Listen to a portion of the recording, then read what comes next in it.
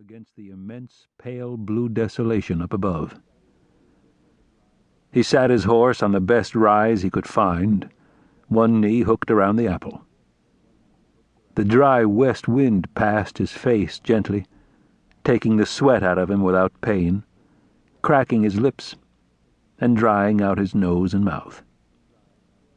Northward, the pale gold plains curved, and he could see the remote dust of Long's herd, already 20 miles north of him, a long day's push. Southward, the immense plain died far away into haze. The 3,000 head of cattle which he drove, in trust, flowed in a long line down the fold between the low rises, moving fast toward the smell of water. He had been pushing them for a week, making 20 miles a day on this flat country, and the drag strung out half a mile. Those that got sore feet, he let drop behind for somebody else to pick up and bring in. And if he knocked a few pounds off the beef, it didn't matter. They were going on the northern range, not to Chicago. He was 4 days late now. Everywhere the plain lay like a great golden ocean, just barely moving up and down, like the breast of a sleeper. It was not flat. There was no real roll, but it moved with a vast motion, obedient to the enormous surges of the wind. "You got enough men," Tucker said to another rider, sitting before him, a little down the long slope toward the creek. There were 5 riders behind the fellow with the black mustache. "How come you need so much company if you're so goddamn legal?" The mustache had a paper in his hands, a long legal kind with a blue back. "I want you to read it," the mustache said. "I don't want to make any trouble. You just read it."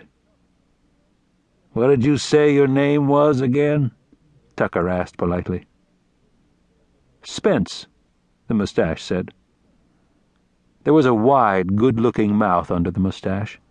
It grinned, showing a good many wide, good-looking teeth, all natural in color. "Will Spence."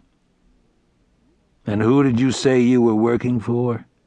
This feller that won the suit?" "Tommy Dixon, San Antonio."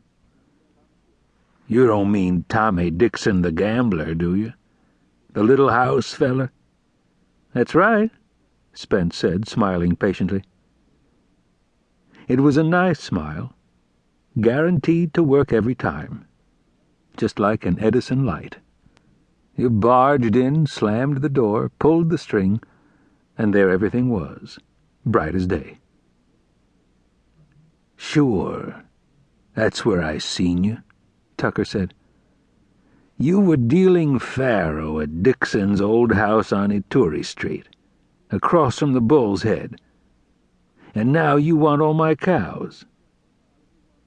Spence nodded and smiled. "Just read the paper, Tucker." He held it out. Tucker laughed. "Man, don't you know? I can't read. Now my cattle are coming down to the creek, and I got to be moving down there just to be on hand. So you'll never mind if I move along, won't you?" Tucker raised his left hand, lifting the reins, and his horse moved forward. "Just a minute," Spence said. There was no smile, and his tone was just a little sharp and a little cool. Tucker stopped his horse and said, "That sounds kind of like an order." Spence said, "This is a court order from the 22nd District Court, and it's signed by Judge George H. Noonan." "I know George Noonan. Him and I used to hunt ducks in the mud puddles over by the San Pedro Acequia. Noonan wouldn't take old Buford's cows. Now don't bother me no more with your damn legal papers, General Spence. George Noonan must be out of his mind, if what you say is true."